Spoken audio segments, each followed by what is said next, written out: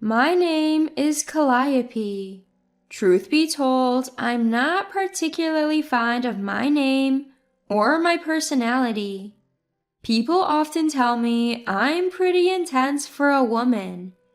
Because of this, I was constantly butting heads with people at work and frequently found myself in hot water with my boss. One day, 5 years into my career, I was drowning in paperwork and had no choice but to work late. Finally, when I managed to catch a breather, I checked the clock. It was just past 11 p.m.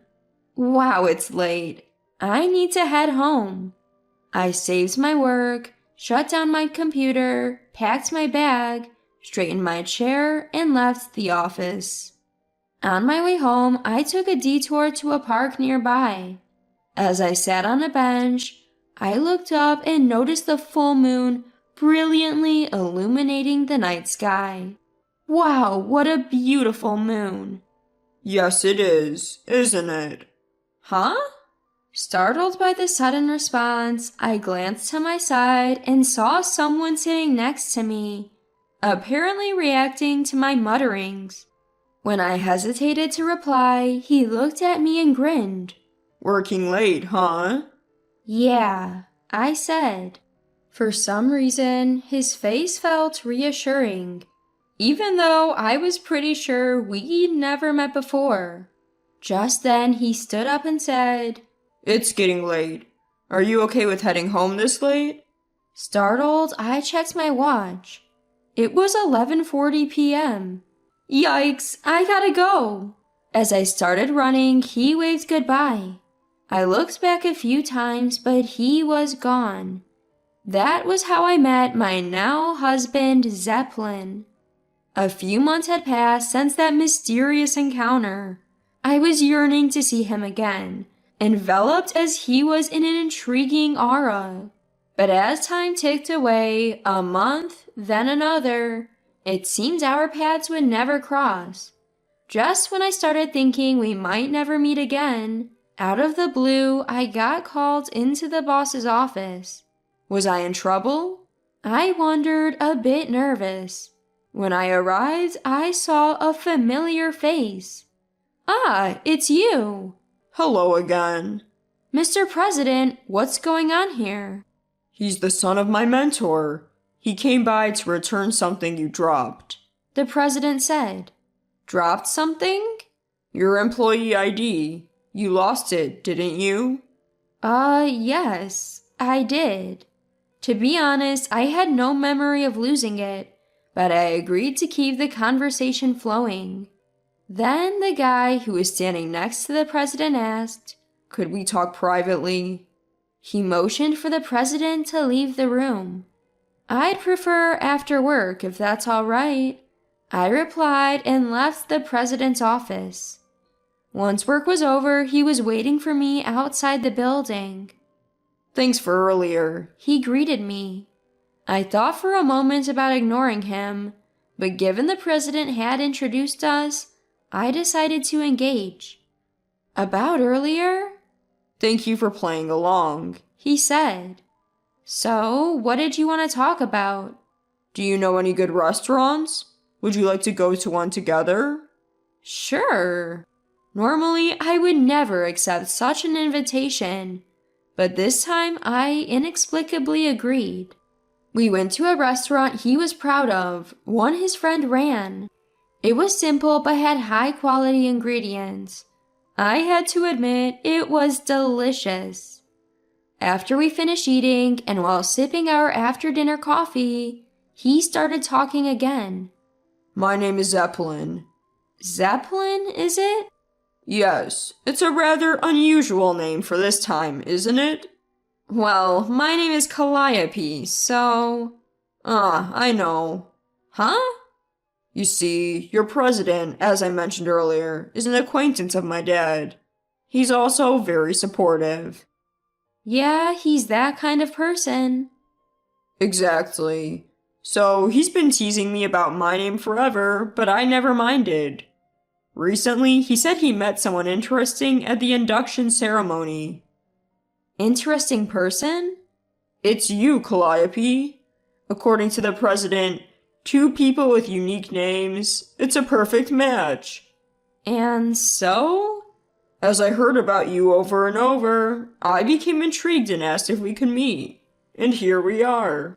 He kept the conversation flowing, talking about his hobbies, how he spends his weekends, and before I knew it, we had plans for our next meeting. On the way out of the restaurant, he offered to walk me part of the way home. He mentioned a movie he wanted to see, so we decided to make that our next outing. Time flew whenever I talked to him, and it was always such a blast. You sure know a lot, Zeppelin. Not really. Most of it comes from my sister. He always said. I started thinking it might be nice to meet his sister someday. And so, after several years of dating and 5 years into my job, he proposed to me at that very first restaurant. And just like that, Zeppelin and I became husband and wife. Needless to say, we both laughed when we saw our unique names, Calliope and Zeppelin, written in the spaces for wife and husband on our marriage certificate. After our wedding, I was introduced to his family at a gathering at his parents' home. The sister-in-law I had never met before was also there during our wedding ceremony. As soon as she heard my name, she seemed surprised, but overall, she left a good impression. From now on, please take good care of Zeppelin, haha. Sure. Come visit us sometimes. You built your own house before me, Zeppelin. You're so cheeky, haha. My first impression of Marcia, my sister-in-law, was that she was cheerful and easygoing. A little intense, but not a bad person. Turns out that was just her public face. Ever since Zeppelin and I got married and moved into our new house, she started dropping by almost daily without notice. I quit my job after getting married. This didn't sit well with Marcia. You're living a luxurious life on Zeppelin's money, she'd say. And if you're just staying at home, at least be a proper host. Dealing with her became increasingly stressful. To cope, I started pretending I was not home every 3 visits. Yet the visits and the stress didn't decrease. Do you think she hates me? I don't think so. But the harassment continued and my health finally broke down. I ended up in the hospital. Zeppelin did confront her, but her response made no sense. Why shouldn't I, when Calliope has so much more despite that weird name? Zeppelin only apologized. Sorry. While I was in the hospital, I asked my husband to discreetly find out why my sister-in-law seemed to have a problem with me. My husband said, Got it. And by the time I was discharged, we finally understood why she had been giving me a hard time. Do you really want to know? Yes, tell me. She was jealous that we had a lavish wedding. She wanted to make your life stressful so you wouldn't feel happier. Wow, really? I'm so sorry. Enough with the apologies. I'll get my revenge on her. I wanted to get along, but if she's not interested, oh well. Don't do anything crazy, okay? Without responding to my husband's words, I just grinned and focused on getting ready to leave the hospital. My sister-in-law, driven by jealousy, had been giving me a hard time. It was such a shame because I had a great relationship with my in-laws. Well, it is what it is. I reached out to Dad, who I'd heard was her direct supervisor when we got married, and asked for his assistance. Dad was more than willing to help, and so I diligently moved ahead with my plans, all in preparation for a moment that was bound to come. About a year after my hospitalization due to stress, sister-in-law's wedding discussion surfaced. As expected, she asked my dad to give a speech at her wedding. Dad declined just as I had advised him to. I thanked my dad and decided that neither we nor our parents would attend her wedding. Word somehow got out that my dad wasn't attending, and it spread like wildfire through sister-in-law's workplace. As a result, many of her coworkers refused to attend, saying, "If her boss isn't going, then neither are we." Sister-in-law had planned to invite about 100 people, including coworkers, but now her side of the venue was practically empty. She faced backlash not just from her groom, but also from his family. Sister-in-law was visibly pale. In a panic, she called me, but I left a voice message saying, "Congratulations on your wedding. We are traveling and will get back to you once we return." My dad covered the trip costs as a wedding gift he didn't have to give to sister-in-law. Haha, thanks, Dad. When we returned, I headed to my in-laws to drop off souvenirs, and lo and behold, sister-in-law was standing at the front door. From the car, she looked like she was possessed. When I pointed her out to my husband saying, "Hey, isn't that sister-in-law?" he suggested, "Should we turn back?" I decided to proceed. "Hi, sister-in-law. This is not a high situation. Congratulations on your wedding." "Congratulations." "Congratulations? Are you kidding me? Your father, who was supposed to give a speech, suddenly backed out. And because you guys didn't show up, half the seats at the venue were empty. It was an absolute disaster of a ceremony. Make it up right now." Hearing my sister-in-law erupt in anger like this, my husband stepped in saying, "It's not Calliope's fault, you know." Hearing that, sister-in-law snapped. "Zeppelin, you better keep your mouth shut." Fed up, I yelled back, "Are you kidding me? You should be the one compensating me for my hospitalization due to stress from your harassment." "Well, I have medical reports to prove it, so be my guest if you want to take this further." "That's because I was envious of you. You had everything I wanted." "I heard your wedding was called off halfway." "Yes, it was supposed to be a special day." Sister-in-law starts crying as she says this. I can't help but feel guilty and think to myself, I'm the one who should be crying here, while staring at sister-in-law. Then my husband, who has been watching the whole time, joins the conversation. "Sis, "What is it?" I'm sorry about the wedding. That was overboard on my part. But what you did to Calliope is even worse. She's hospitalized. You could have put her life at risk." "Look, You reap what you sow. Be kind to others, and they'll be kind to you. Be cruel, and you'll get it back." I didn't do anything wrong. I absolutely didn't. I decided to make an offer to sister-in-law.